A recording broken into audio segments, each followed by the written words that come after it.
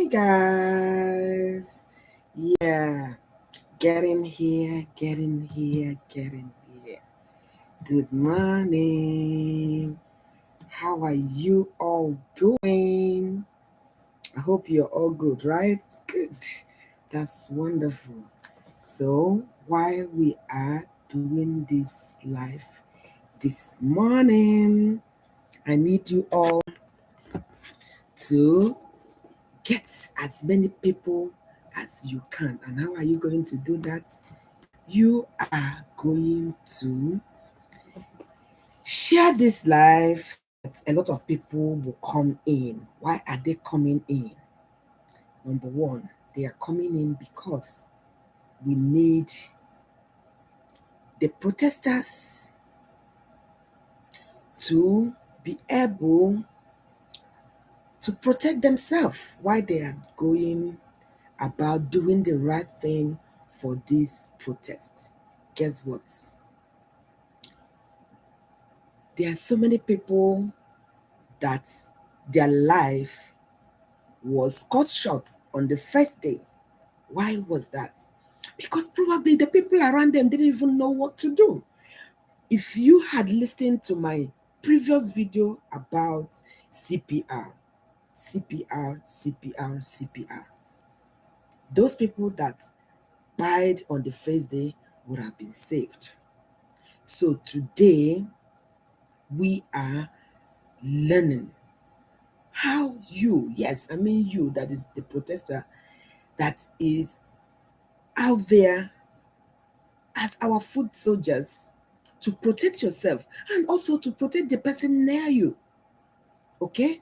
So today we are diving in to learn what CPR is, to also learn how we will be able to save any of our youth, daddies and mommies, young people, elderly people. Because one wonderful thing I saw about this protest that we are doing in Nigeria is that even the very old, there was this very old woman that is about 80 something years.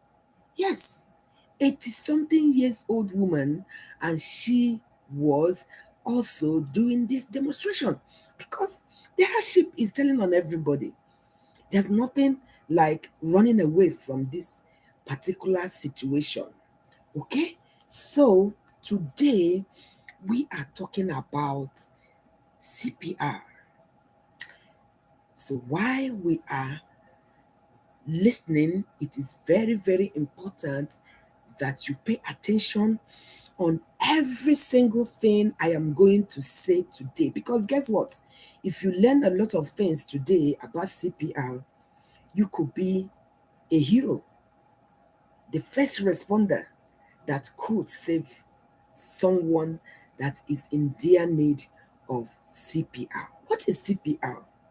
Before we define what CPR or understand what CPR is, I will first of all say you all are highly, highly welcome to my live show. Yes, this is your favorite doctor, Dr. Tonia of True Health with Dr. Tonia. Yes, eh, today we are learning CPR.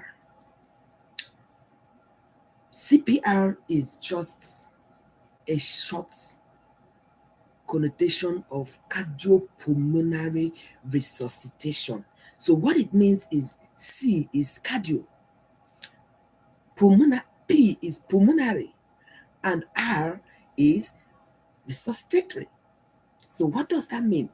You are doing a cardiopulmonary resuscitation for somebody that was just walking and suddenly falls down, and you are looking at the person is not doing any movement of the chest, meaning the person is not breathing. Then when you palpate the pulse, okay, the pulse is palpated at the radial pulse. The person is not having any pulse, feeling any pulse, or you touch the carotid artery and you're not eliciting any pulsation showing that there is movement of blood on these arteries and veins. Okay, so be that as it may, you have understood the fact that cardiopulmonary resuscitation has to do with the heart, the respiration, and then the resuscitation you do to make this heart and the lungs to start moving.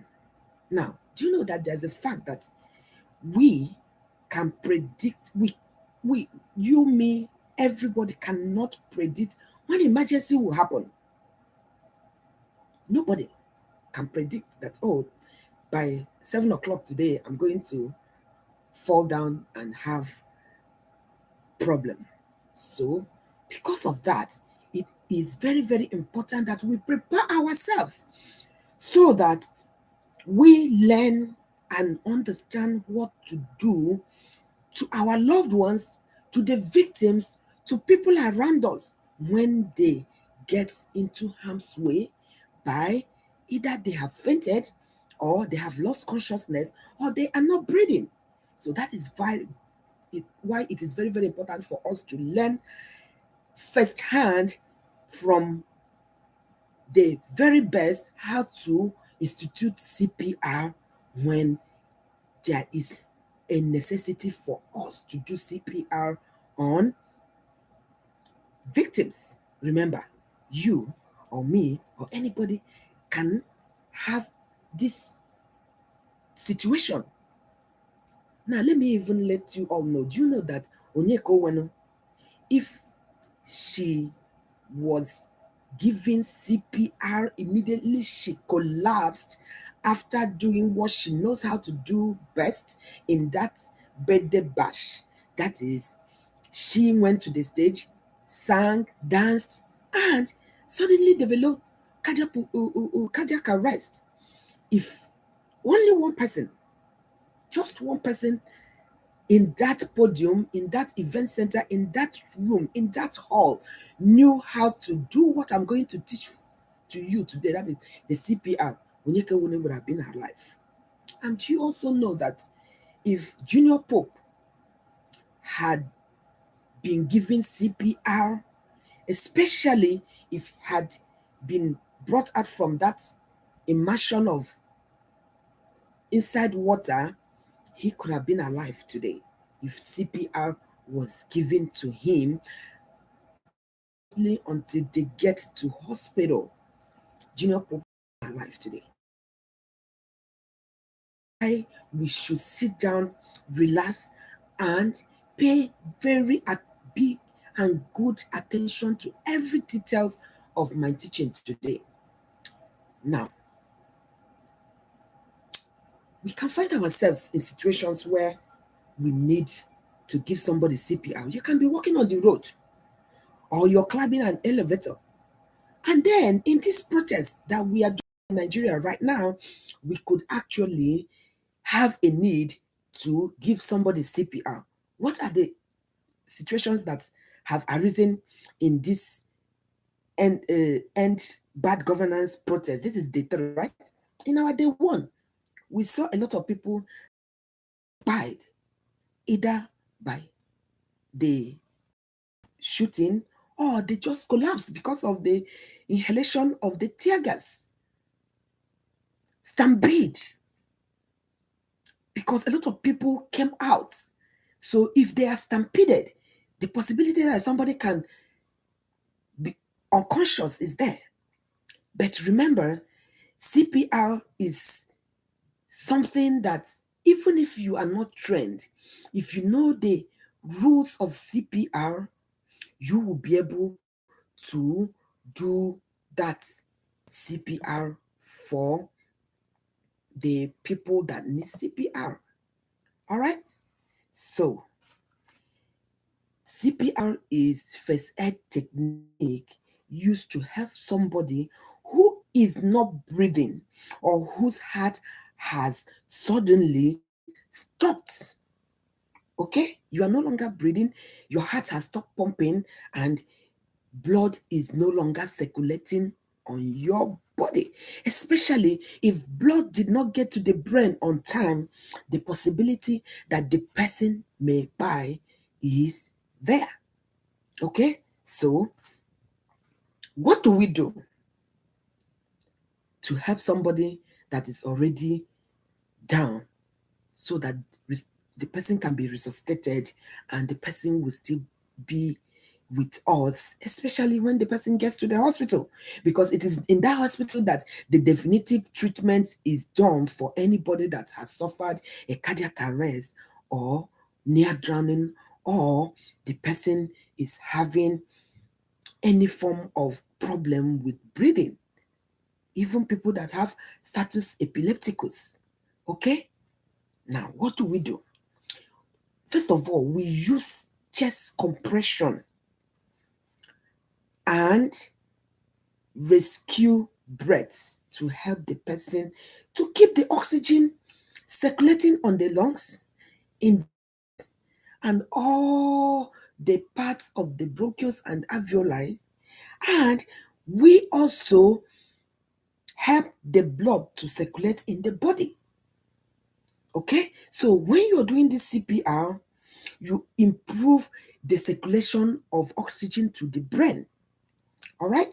Now, remember that when you don't have oxygen in the brain, there is going to be brain death. We don't want that to happen to anybody that is a victim that has collapsed, right? And if you don't know what to do and the brain cells have died, what else is left for the person to be alive? The person is going to be vegetable.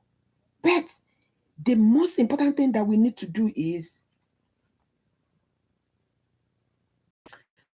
we need to make sure that oxygen gets to the brain as rich as it can, so that the person that suffered arrest or any form of inability to breathe or inability to use the hearts to pump blood, we will be able to save the person. All right? Now, do you also know that the brain cells begin to die within 6 minutes? Yes, you heard me very well. Within 6 minutes of oxygen and blood not getting to the brain begin to die. So what that means is that you have to start the CPR before the brain death occur. Okay, that is 6 minutes. So what it means is, as soon as you have seen somebody fall down, your assessment is going to be in split second. You've touched the person, there's no pulse. You are looking at the chest. The chest is not expanding and retracting. No use of the accessory muscles of respiration, and the person is not doing any observable breathing. That is the time for you to start the CPR. So, with the knowledge of knowing that somebody is not breathing, somebody is not using the heart to pump blood, you then know that it is very important to commence the CPR. Okay? You can use your technique, which is chest compression, to start giving the person the push that need the heart to start up again and start pumping blood. If it is in the hospital, you use what we call cardio, you use the AED. You understand? The AED is a fibrillator. I'm sure if you have watched Grey's Anatomy or any of the movies that they act like doctors or nurses, you are going to see something that they're going to put on the heart to shock the person's heart. Okay, they usually carry it in two hands and put it on particular part of the body of the chest area, and that is something to shock the body, to make the heart to start pumping again, to say, oh, I am not going to give up, I need to start pumping. But guess what? On the streets, you're not going to have any fibrillator. So are you going to have? You're going to have your hands, your mouth, and the help of any standby, so that while you are doing the chest compression, somebody can be giving oxygen. But if you are the only person around, you can alternate the two. While you're doing the chest compression, you are also going to give 10 chest compression, and then you go back and then give the mouth to mouth oxygen to the mouth. All right, now when you want to give chest compression, you're going to use the heels. This is the heel, just like you have the heels of the foot, this is the heels of the hand. So you're going to put your two hands this way. The first one will be your right hand if you're right-handed. If you're left-handed, the first will be your left hand. So you put your left hand this particular side at the xiphisternal border, okay? And then you use this other second hand to support your hand. All right? So how do you do that? You are going to put this hand at the center of the victim's chest. You see, this is the center of the person's chest, right? At the xiphisternal border, right? And you place the other hand on top of the first hand. Remember, I said if you're right-handed, the first hand to be on the person's skin is your right hand. But if you're left-handed, the first hand to be on the person's chest will be your left hand. And then when you place the second hand, you would then press down on the chest at a depth of about 2 inches. You know what 2 inches is? I'm sure most of you have sewn clothes before, so you know what inches are. So when you're pressing, you're going to press it at least about 2 inches deep. Okay, remember, do not press it too hard or too soft. You have to learn that understanding that you have to be pressing with this your two hands about 2 inches deep. Okay, on the person's chest. Okay, and when you give that, you are expected to give at least 100 compressions per minute. All right? Now, in doing this chest compression, you are trying to, first of all, do it in such a way so that it will look like the heart is pumping. Remember, when the heart pumps, the blood will be circulated in the body, and the blood will be carried with the oxygen that the breathing is given to the blood. The oxygenated blood will now be taken to the brain. So it is still the same technique that you are doing.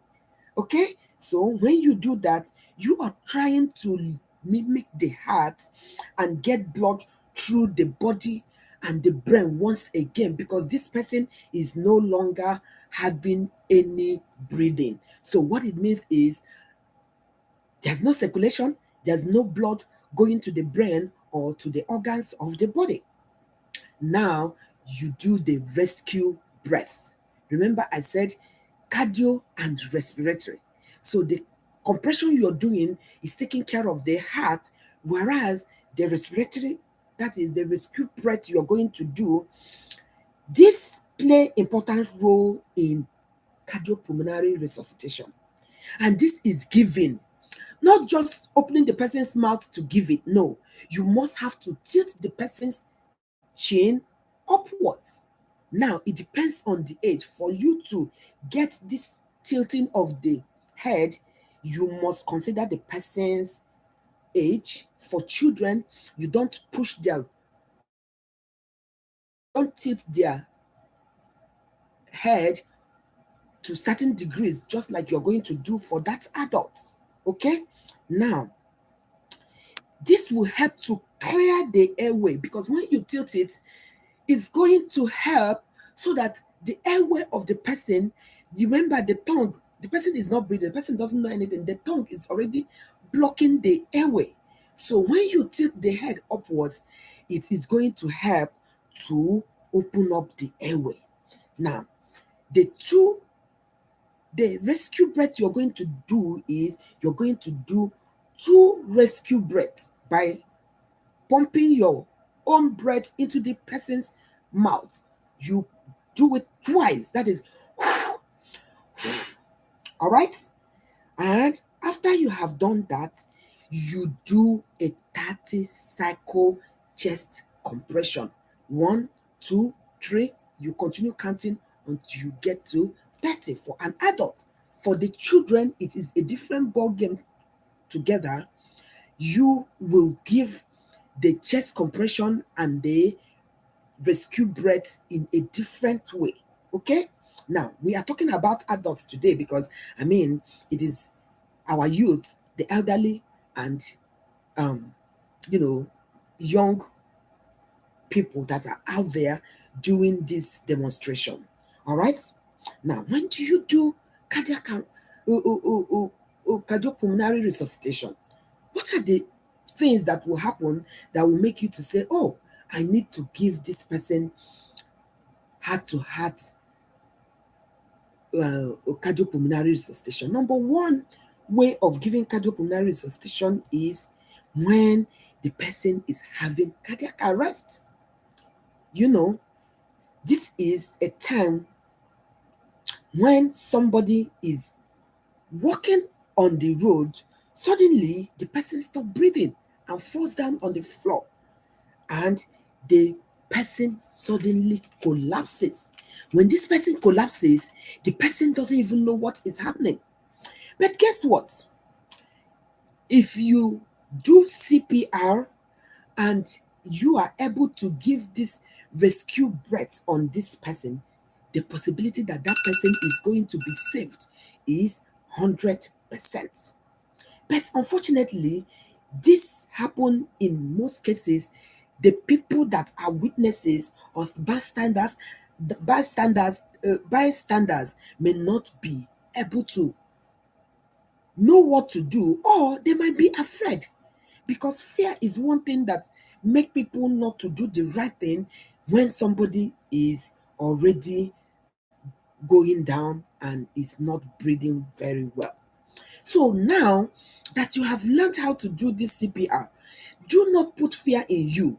When you see somebody by your side while you're on that arena doing your peaceful protest and somebody collapses due to lack of oxygen, due to cardiac arrest or heart attacks, okay, it is on you to start immediately. Don't start videoing. That is not time to start videoing. All you can do is create space, tell people to move away, and the people will move away, and you kneel on your knees and start doing this chest compression and rescue breath. Remember, I said it is 30 compressions and 2 rescue breaths on the mouth by tilting the head upwards. Okay? Now, remember that heart attacks occur when blood supply is unable to flow to the heart. And this causes the heart not to get oxygen. And if this is happening, it is very, very important that you do whatever thing you are going to do, because when the heart muscles are not getting the oxygen that they require, they begin to die.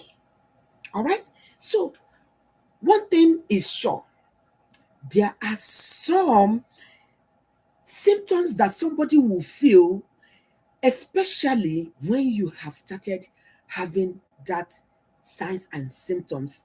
It is very, very important you call somebody right by your side, or you use your phone and call 911 so that they will come to your rescue. If you start having chest discomfort for no reason, you suddenly start having chest discomfort, know that there's a sign that there is an impending danger. If you are having shortness of breath, that means you are having an impending danger. All right? If you start having sudden weakness, you are shouting, you are moving about doing your protest, and suddenly you start feeling weak. Immediately, all these things happen. Know that there is a reason why this is happening.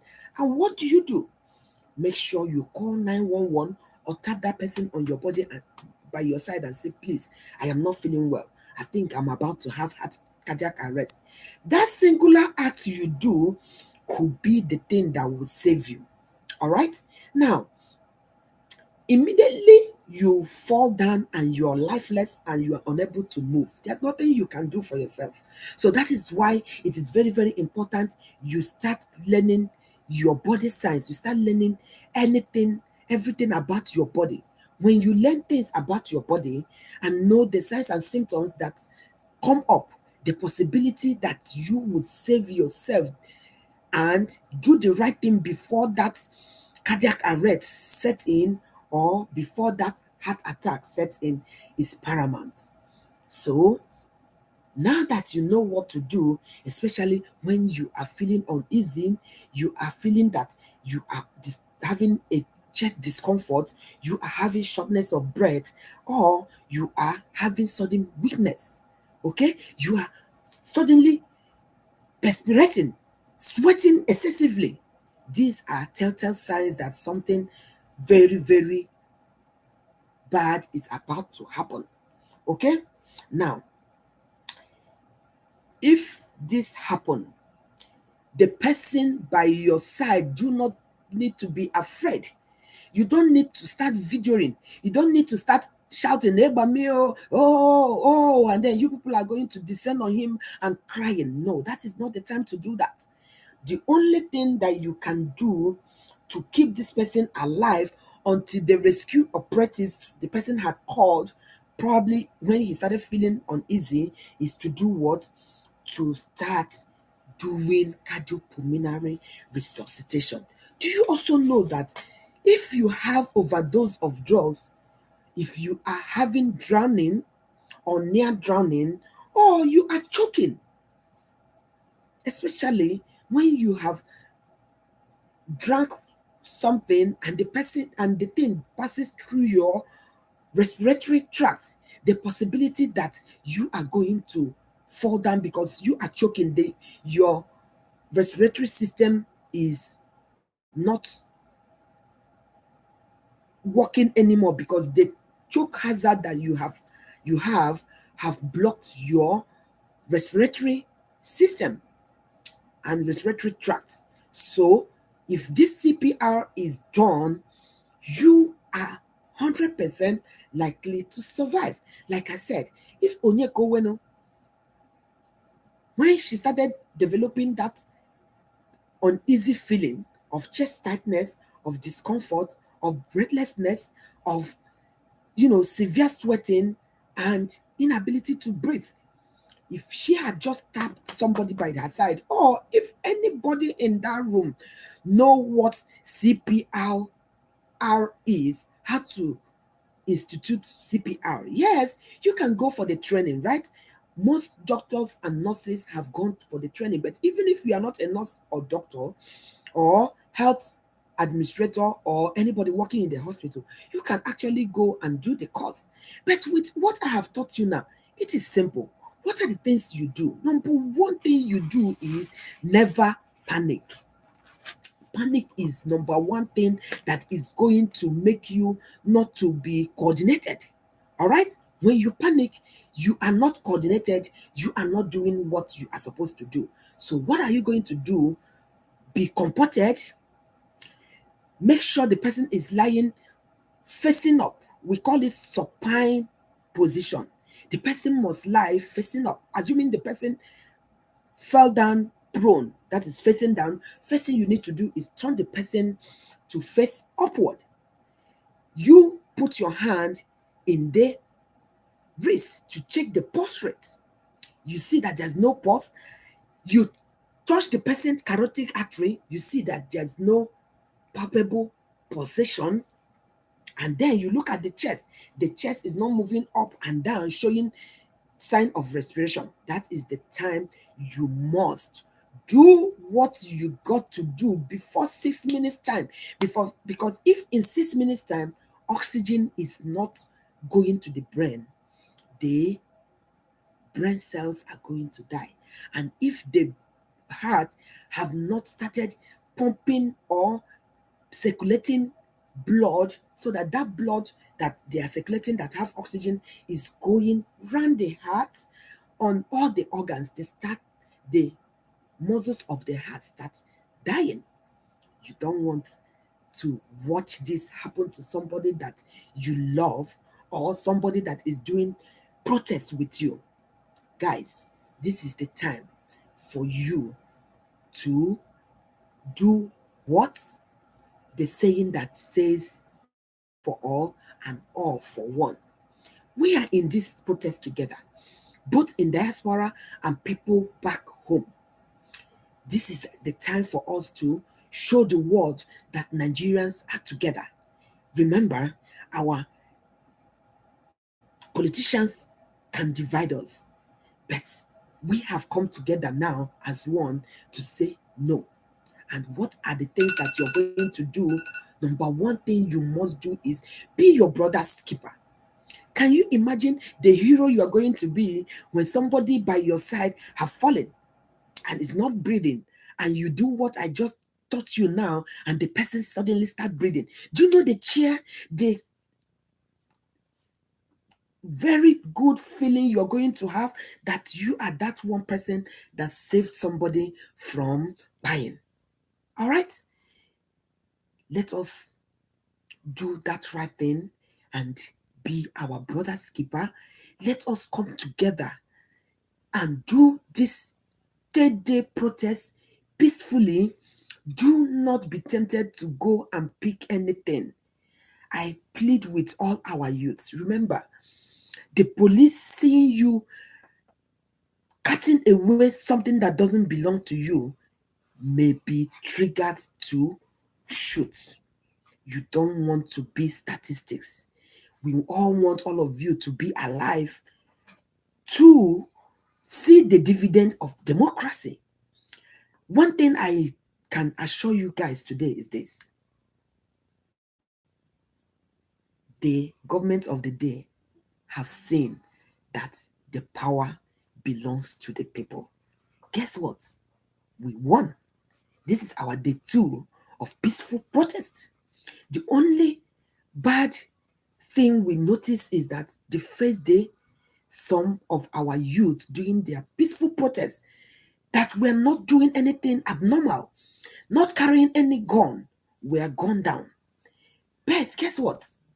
The international body are watching, and all those people that died, the government is going to account and tell the world why they shot at youths that are doing peaceful protests.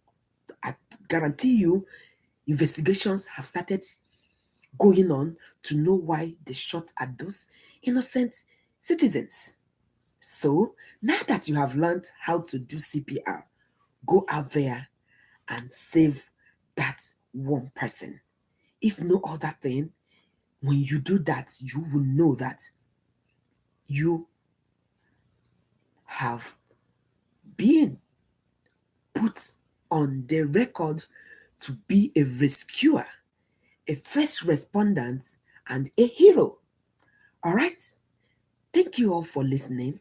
Before I go, I am going to ask my favorite questions. And this is my very beautiful part of my talk show, my question and answer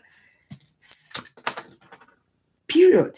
So, our question trivia today is: what is the full meaning of CPR? Comment on the comment section. Guys that are watching me on YouTube, those that are watching me on Instagram, those that are watching me on Facebook. If you comment and tell me these questions that I'm asking you, I am going to give you a mouth-watering giveaway like I do. A lot of people have cashed in, a lot of people have gained, and they saw their money just right in their accounts. So my first question is: what is the full meaning of CPR? What are the different diseases or illnesses, or what are the things that can cause somebody to collapse and is in their need of CPR? All right. My final question is: What are you supposed to do when you see that somebody has fallen on the ground? Do you start shouting or start bringing out your cameras to do camera to capture the occasion, or do you do the needful, which is to do CPR? How do you do that CPR? How many breaths do you give this person that has fallen? What are the things that you're going to check and be able to identify that this person is not breathing, this person is not also having any movement of the heart? If you answer these questions, drop them on the comment section, and I guarantee you, you are going to get your mouth watering giveaway. Now, listen, the good part is this: when I post this video, if you didn't get this answer right now, go back to the video and listen in and give me these answers. No matter the time that you give me these answers, my team are looking for 20 people that have answered these questions correctly. If you have answered these questions correctly, then I will give you a mouth watering giveaway that will make you to at least buy your recharge card or buy something, especially now that a lot of banks have closed. You need money to buy things, right? And this is the right time for you to do that. I will stop here, but before I go, I will also give you my doctor's order.